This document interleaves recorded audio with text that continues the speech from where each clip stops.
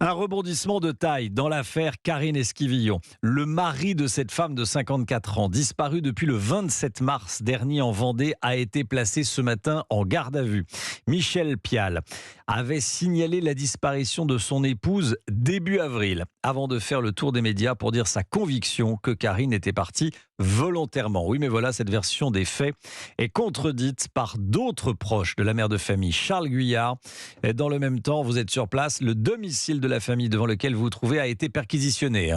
Oui, depuis le début de la journée, les trois principaux accès menant au lieu-dit de la Malnoue sont barrés par les gendarmes qui passent actuellement la maison familiale au peigne fin. Des fouilles qui semblent aussi se concentrer sur la voiture de Karine Esquivillon, une berline noire que les enquêteurs avaient placée sous scellé et emportée avec eux mi-avril et qui a été ramenée sur place par une dépanneuse en milieu de matinée.